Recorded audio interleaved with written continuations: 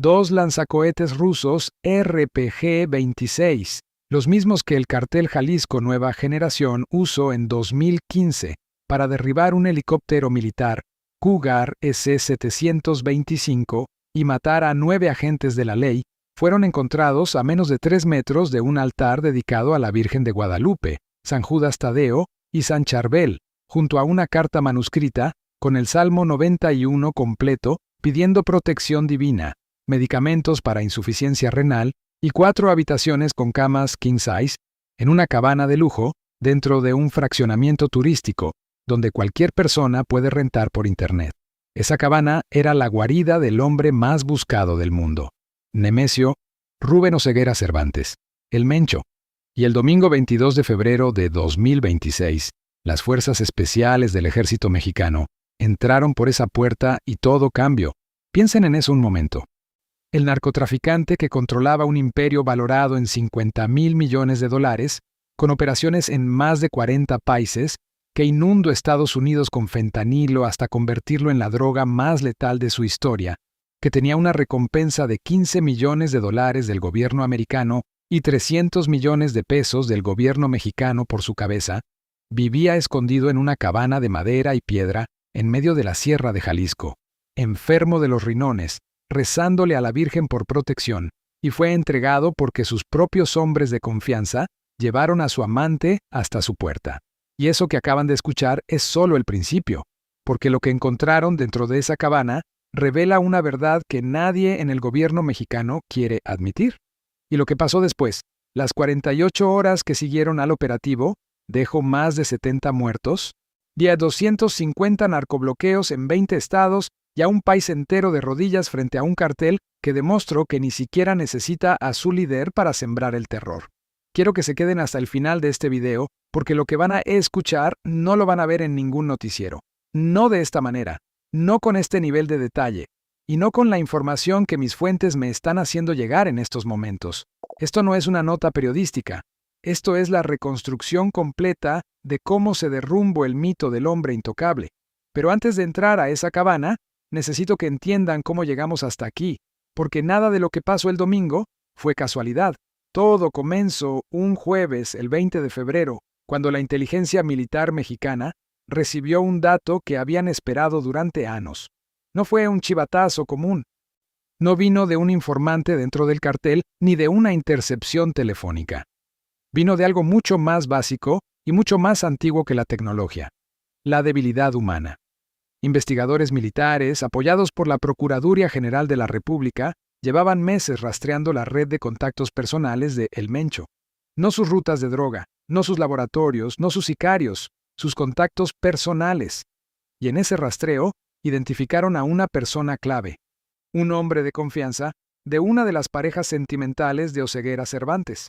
No era un sicario, no era un operador financiero, era alguien del círculo íntimo afectivo del hombre más buscado del mundo. Ese dato cambió todo.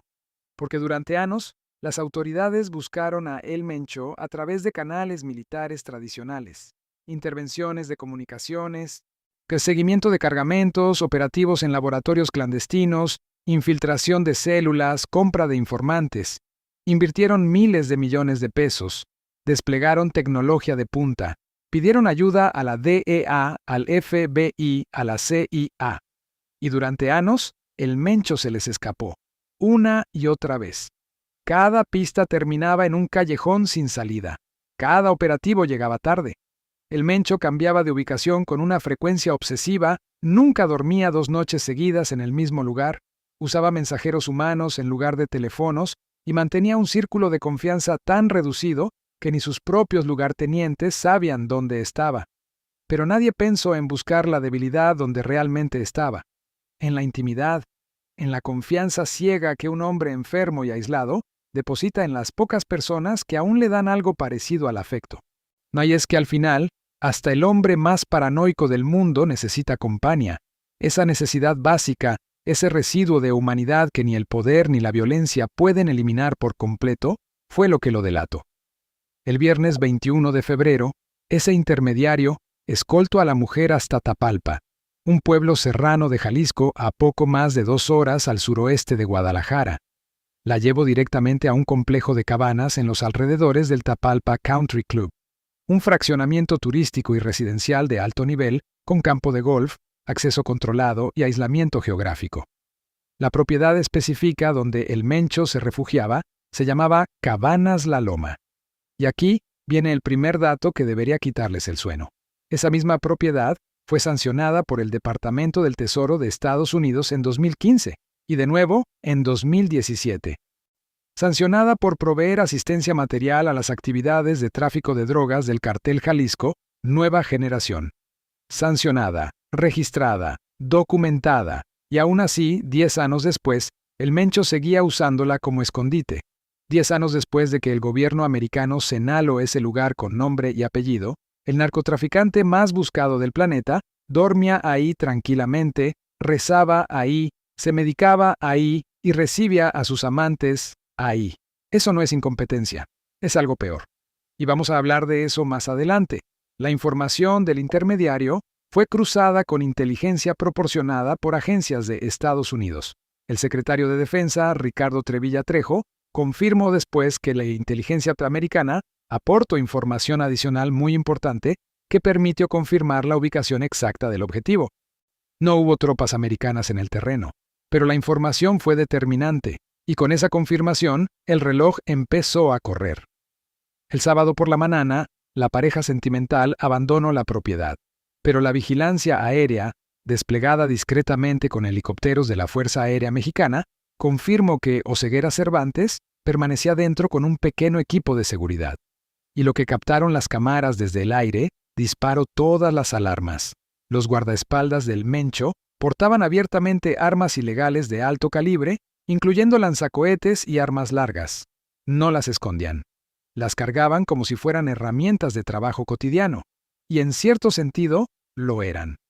Las fuerzas especiales del Ejército Mexicano, sea la Fuerza Aérea Mexicana y la Fuerza Especial de Reacción Inmediata de la Guardia Nacional, armaron el operativo en menos de 24 horas. La decisión táctica más importante fue la siguiente. La misión seria ejecutada principalmente por fuerzas terrestres, con apoyo aéreo limitado de helicópteros. La razón era doble. Primero, para evitar alertar a la red de halcones del cartel que operaba en las comunidades circundantes. Y segundo, porque los mandos sabían perfectamente lo que esos lanzacohetes podían hacer. Lo sabían porque el 1 de mayo de 2015, un convoy armado del CJNG disparó un RPG-27 de fabricación rusa contra un helicóptero Cougar S-725 que llevaba 18 pasajeros. El helicóptero giró varias veces en el aire, cayó y explotó. 9 agentes de la ley murieron. Fue la primera vez en la historia de la guerra contra el narcotráfico mexicano que el crimen organizado derribó un helicóptero militar. Y ahora, 11 años después, los mismos lanzacohetes estaban dentro de esa cabana. Una fuente militar que participó en el cerco terrestre me contactó días después del operativo bajo estricto anonimato. Es un soldado de fuerzas especiales, entre 25 y 30 años, que gana aproximadamente 15,000 pesos al mes, menos de $800. Su familia en el interior de Puebla no sabía en qué misión estaba. Me dijo textualmente: cuando entramos a la zona boscosa y vi los lanzadores en el piso, entendí que podíamos haber acabado como los del helicóptero en 2015. La diferencia entre vivir y morir en ese monte fue que ellos no tuvieron tiempo de armar los RPGs. La diferencia entre vivir y morir. Eso es lo que separó a estos soldados de la muerte. No una gran estrategia, no un escudo blindado, tiempo, segundos, el tiempo que les tomó a los guardaespaldas de El Mencho decidir que huir era mejor que disparar. El operativo se lanzó el domingo por la tarde. Las fuerzas terrestres se aproximaron a la propiedad por el largo camino remoto que conecta Cabanas La Loma con el Tapalpa Country Club. Cuando las autoridades forzaron la puerta principal de la cabana, lo que encontraron adentro ya contaba una historia por sí solo. Pero el Mencho no estaba adentro. En el momento en que escuchó la aproximación de las fuerzas, Oseguera Cervantes y 2 de sus guardaespaldas huyeron hacia una zona arbolada detrás de la propiedad. Pinos altos, terreno irregular, visibilidad limitada, el peor escenario posible para las fuerzas de seguridad. Y el mejor para quien conoce el terreno y tiene armas para defenderse. El tiroteo en la zona boscosa fue breve pero intenso. Las fuerzas especiales avanzaron entre los pinos, con visibilidad reducida por la vegetación y la luz menguante de la tarde. Se escucharon disparos de diferentes calibres. Los guardaespaldas intentaron cubrir la huida de su jefe, pero la posición era insostenible. Oseguera Cervantes y sus 2 escoltas fueron gravemente heridos. Los 3 cayeron en un radio de pocos metros. Las fuerzas especiales los tomaron bajo custodia de inmediato, aplicaron primeros auxilios y solicitaron evacuación aérea. Fueron trasladados en helicóptero hacia la Ciudad de México, un vuelo de emergencia que cruzó la Sierra Jalisciense con 3 heridos graves a bordo. El Mencho murió durante el traslado, se desangró en el aire, sobre las mismas montanas que lo habían protegido durante meses. El hombre que Estados Unidos catalogó como uno de los narcotraficantes más peligrosos del mundo, que la DEA persiguió durante más de una década, que construyó un imperio criminal con presencia en más de 40 países, murió desangrándose en un helicóptero militar sobre la Sierra de Jalisco, a 2 horas del lugar donde estuvo escondido durante meses, enfermo, aislado y rezando. En total, 7 miembros del CJNG murieron en la operación, incluyendo a Oseguera Cervantes.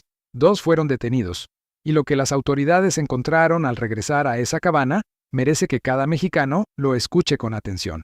Ahora sí, vamos a entrar a esa cabaña, y quiero que me acompañen nivel por nivel, habitación por habitación, porque lo que voy a describir no es solo un escondite. Es el retrato final de un hombre que el mundo temía, pero que vivía como prisionero de su propia guerra. Lo primero que ves desde afuera es una fachada rústica de piedra natural y madera, integrada perfectamente a la paisaje serrana de Tapalpa.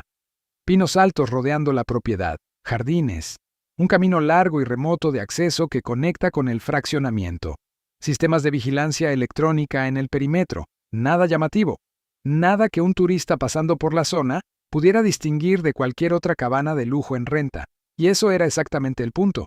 Los vecinos del fraccionamiento sabían que muchas casas se rentaban sin verificar la identidad de sus ocupantes. Entraban vehículos con vidrios oscuros a horas extrañas.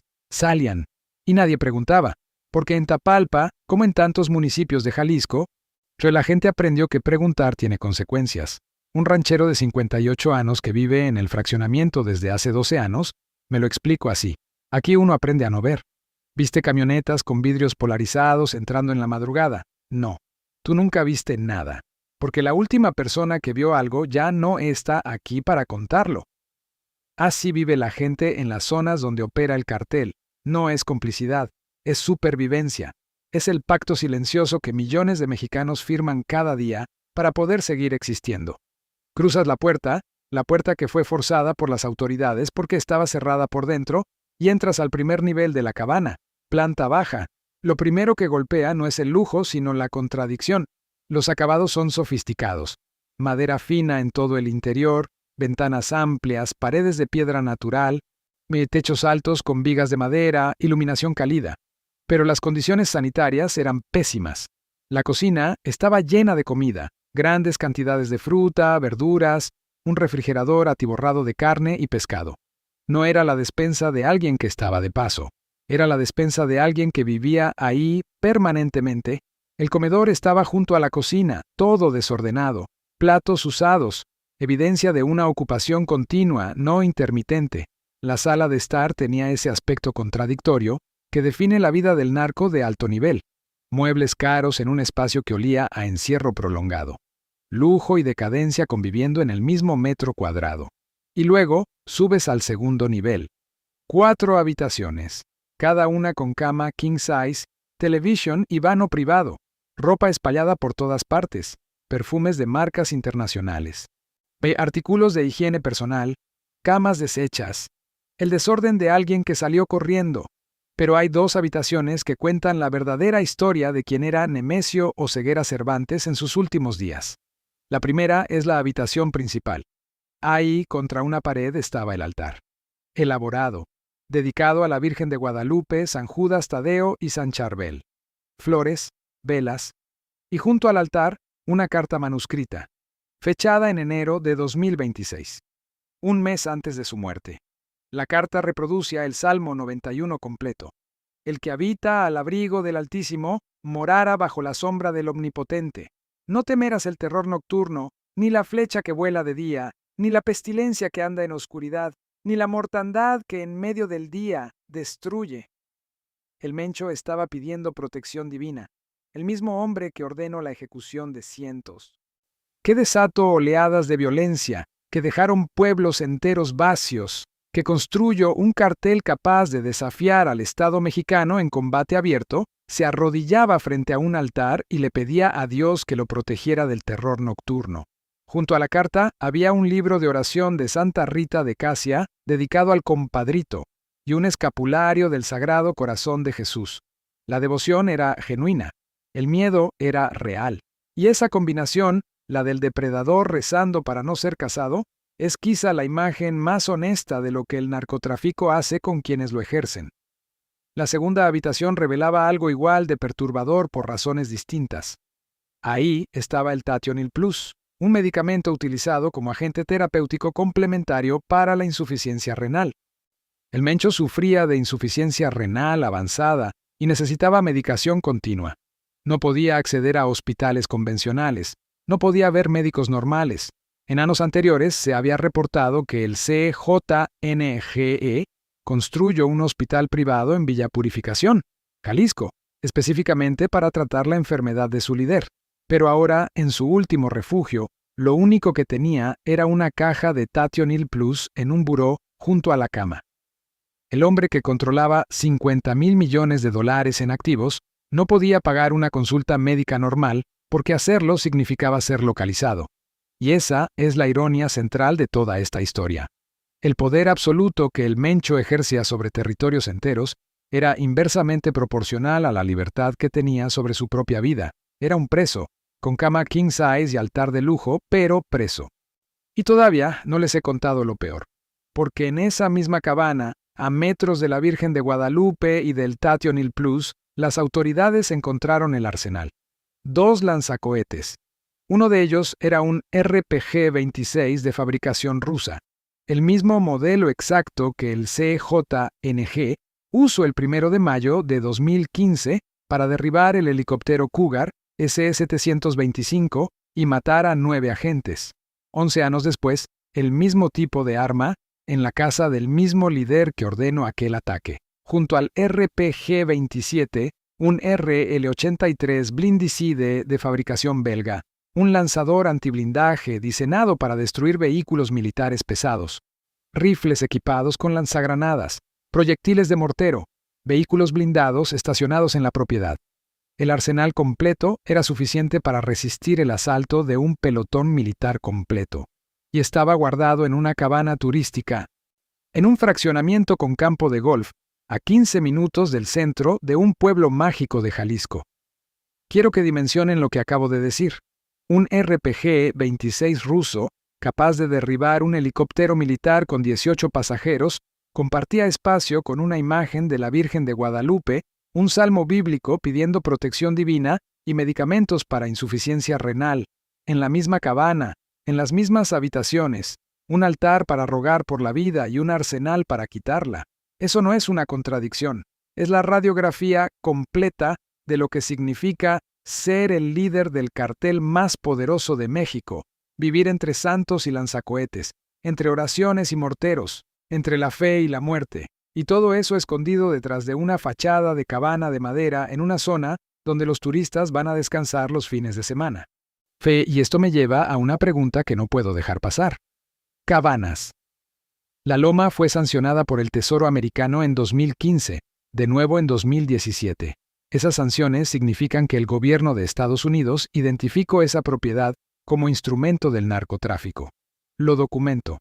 Lo publico. Lo sanciono formalmente con nombre y coordenadas. Y 9 años después, el Mencho seguía durmiendo ahí. Entonces la pregunta no es cómo lo encontraron. La pregunta es cómo es posible que no lo encontraran antes.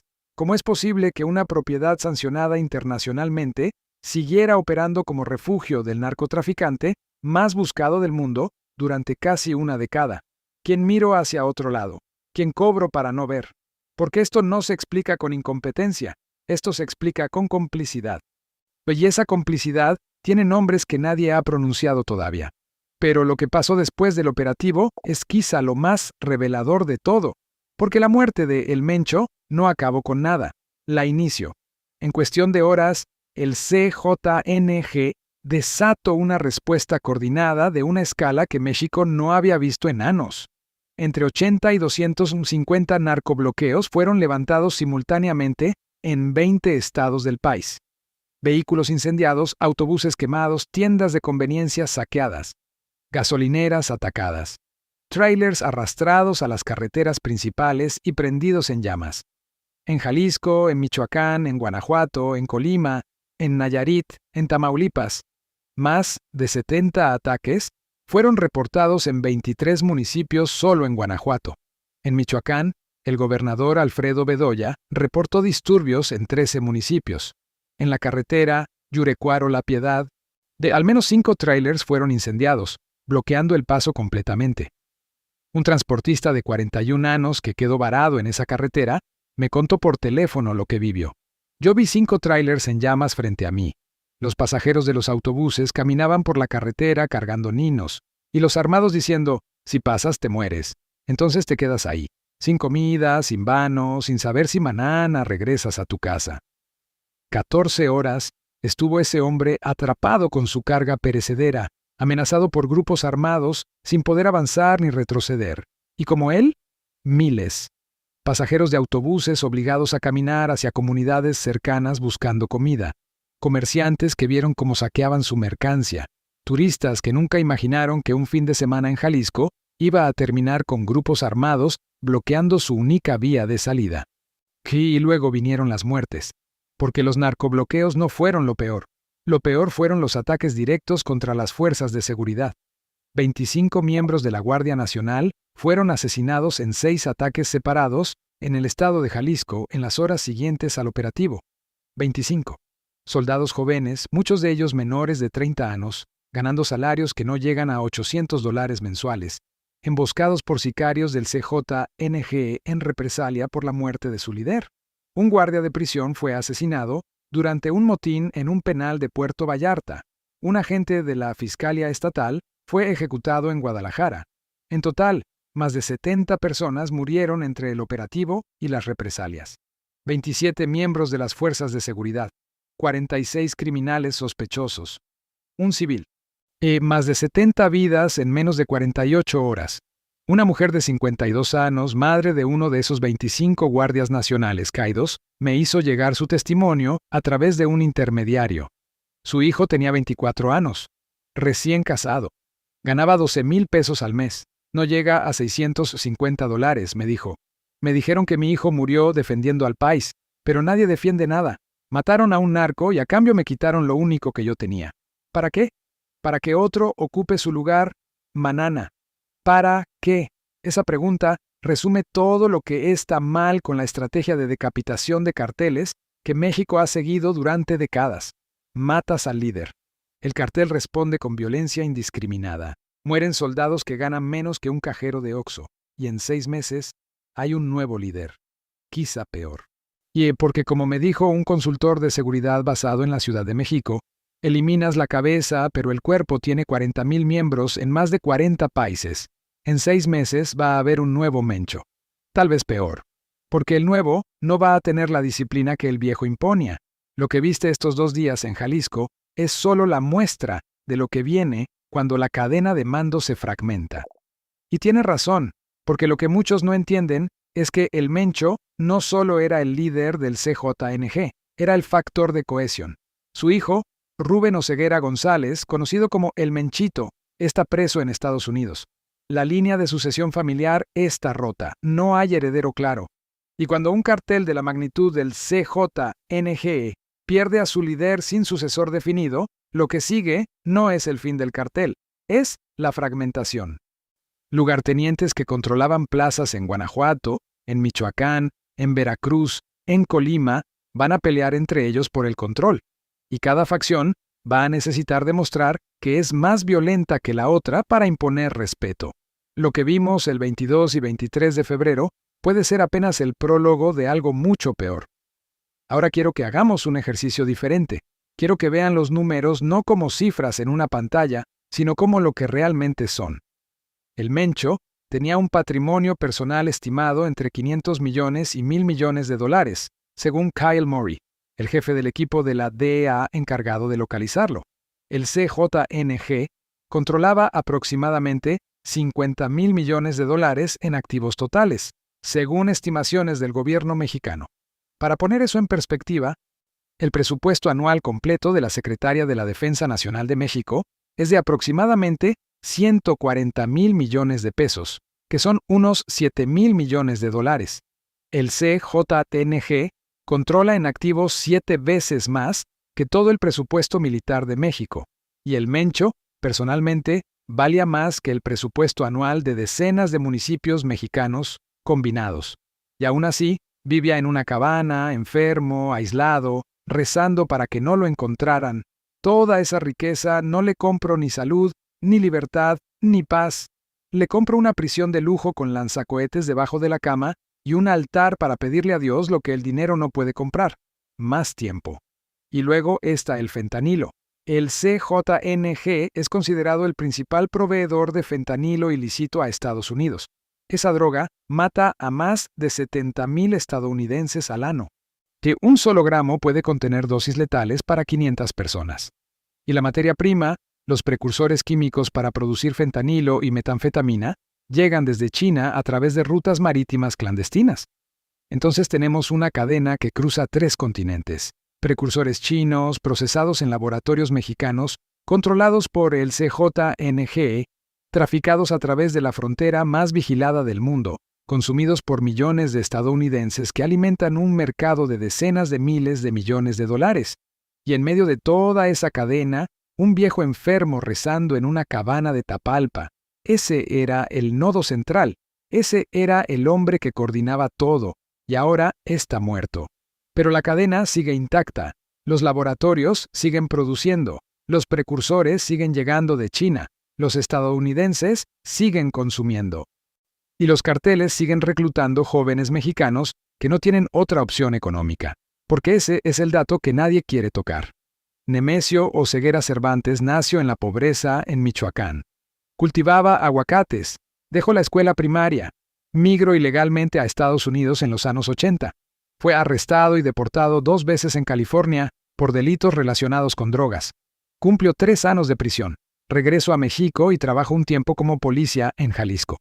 Y a partir de los 90, se involucró de lleno en el narcotráfico. Empezó como pistolero protegiendo a capos menores del cartel Milenio, y terminó fundando y liderando el cartel más poderoso y violento del hemisferio occidental. Pues la pregunta que nunca hacemos es, ¿en qué momento un niño pobre de Michoacán que cultivaba aguacates decidió que matar y traficar era mejor opción que morir de hambre? Y la respuesta es obvia pero incomoda. En el momento en que el Estado mexicano no le ofreció absolutamente ninguna alternativa, ni educación, ni empleo, ni salud, ni futuro. El narcotráfico no recluta por ideología, recluta por hambre. Y mientras exista miseria rural en México, va a haber 100,000, 10,000 jóvenes dispuestos a ocupar el lugar de cada mencho que caiga. Y aquí es donde necesito ser completamente honesto con ustedes, porque este es el momento del video donde ya no estoy narrando hechos. Estoy compartiendo lo que pienso después de años cubriendo esta guerra que no tiene fin. De un lado está el argumento pragmático. Era necesario. El Mencho era el narcotraficante más peligroso del mundo. Su cartel inunda de fentanilo a Estados Unidos. Los lanzacohetes encontrados en su cabana podían derribar helicópteros militares. Sacarlo de la ecuación rompe la línea de sucesión, genera caos interno en el CJNG. Envía el mensaje de que nadie es intocable. Las armas decomisadas ya no van a matar soldados. Las 2 personas detenidas van a dar información. La cooperación México-Estados Unidos funcionó. Bien. Necesario. Justificado. Del otro lado está la realidad. 70 muertos en 48 horas. 25 guardias nacionales jóvenes ganando sueldos de miseria, emboscados y ejecutados. Un país paralizado por 250 bloqueos. Familias aterrorizadas. Niños caminando por carreteras porque incendiaron su autobús. Una madre que perdió a su único hijo y pregunta para qué. La muerte del Mencho no retiró un solo gramo de fentanilo del mercado americano a mediano plazo. La fragmentación del CEJNGE puede generar más violencia, no menos. Múltiples facciones peleando por el control son peores que un solo cartel con mando unificado. Y Jalisco, el estado donde 250 bloqueos cerraron carreteras, va a recibir a la Copa del Mundo en 4 meses con 4 partidos programados. ¿Quién garantiza la seguridad? ¿Quién? La crítica no se detiene en el cartel ni en el gobierno mexicano. Estados Unidos puso $15 millones de recompensa y compartió inteligencia crucial. Pero Estados Unidos es el mercado que consume el fentanilo. Es el país donde las armas que terminan en manos de carteles mexicanos se compran legalmente en tiendas de Texas, Arizona y Nuevo México. Cada arma que encontraron en esa cabana llegó por alguna ruta, y muchas de esas rutas empiezan en territorio americano. China produce los precursores químicos que alimentan los laboratorios del CEJNG, y lo hace con la tolerancia calculada de un gobierno que sabe exactamente lo que esos químicos producen y hacia dónde van. El gobierno mexicano lleva décadas apostando por la decapitación de carteles como estrategia central, a pesar de que cada decapitación, desde el Chapo hasta el Mencho, produce el mismo resultado: violencia masiva inmediata seguida de reorganización y continuidad del tráfico. Y la pobreza rural que recluta a los jóvenes para el narcotráfico sigue ahí, intacta, sin ningún programa serio que ofrezca alternativa. Entonces la pregunta que les dejo no tiene respuesta fácil y desconfíen de quien les diga que sí la tiene. Si ustedes hubieran tenido que decidir entre lanzar ese operativo, sabiendo que provocaría la muerte de 27 soldados y la paralización de 20 estados, o dejar vivo a El Mencho y seguir perdiendo miles de vidas al año por el fentanilo que su cartel produce, ¿qué habrían elegido? Piensen bien antes de responder, porque esa es la decisión que alguien tomó el 22 de febrero, y las consecuencias de esa decisión van a tardar años en terminar de desarrollarse. Y eso me lleva a lo último que quiero decirles esta noche. Porque lo que pasaron estos 2 días no es solo una nota roja, no es solo un operativo exitoso, no es solo una crisis de seguridad, es el México real, no el de las playas de Cancún ni el de las ciudades coloniales del Instagram. Es el México, donde un narcotraficante que controlaba un imperio de $50,000 millones vivía enfermo en una cabana, rezando el Salmo 91 frente a una Virgen de Guadalupe, con lanzacohetes rusos debajo de la cama, y fue encontrado porque rastrearon a su novia. Eso es México en febrero de 2026. Esa es la realidad que compartimos. Lo que quiero que se pregunten es lo siguiente. Primero, si Cabanas La Loma estaba sancionada desde 2015, quien permitió que siguiera operando durante 10 años como refugio del cartel. Segundo, si la estrategia de matar líderes de carteles siempre produce el mismo resultado, violencia masiva seguida de reorganización, porque seguimos apostando a lo mismo. Tercero, cuando van a dejar de culpar solo al narco y empezar a cuestionar al sistema que lo produce, que lo alimenta y que lo necesita. Y cuarto, los 25 guardias nacionales que murieron ese domingo tenían familias, tenían nombres, ganaban menos que un repartidor de Uber Eats, y dieron la vida por un país que no les daba para vivir con dignidad. Piensen en eso la próxima vez que vean una nota que diga operativo exitoso. Mientras ustedes cenaban el domingo, en la Sierra de Jalisco, un operativo estaba cambiando la historia del narcotráfico mexicano. Mientras revisaban sus redes sociales, 5 trailers ardían en la carretera de Yurecuaro. Mientras dormían, 25 soldados jóvenes morían emboscados en 6 ataques distintos. Esa es la simultaneidad que define a este país. Tu vida normal corriendo en paralelo a una guerra que nunca se detiene, y la mayoría del tiempo puedes ignorarla, pero no siempre. No cuando son 70 muertos en 48 horas. No cuando son 250 bloqueos en 20 estados. No cuando el hombre más buscado del mundo aparece muerto en una cabana turística a 2 horas de Guadalajara. Si esta información les sirvió, si les abrió los ojos, si les hizo pensar, aunque sea un minuto, en algo que normalmente preferimos no ver, entonces compartan este video. No por mí. Por los que no tienen voz para contar lo que viven. Por los soldados que mueren ganando sueldos de hambre. Por las familias de Tapalpa, que todavía no se atreven a salir de sus casas. Suscríbanse al canal y activen la campana, porque mañana vamos a traer algo que aún no se ha publicado en ningún lado. Fuentes dentro de las Fuerzas Armadas nos están confirmando que los dispositivos digitales incautados en la cabana de El Mencho están siendo analizados en este momento. Y lo que contienen puede revelar la red de protección política que permitió que ese hombre viviera en una propiedad sancionada por el Tesoro americano durante casi una década. Nombres, cargos, conexiones. Eso es lo que viene mañana. Cuídense mucho. Y recuerden, lo que no se cuenta no existe. Nos vemos mañana.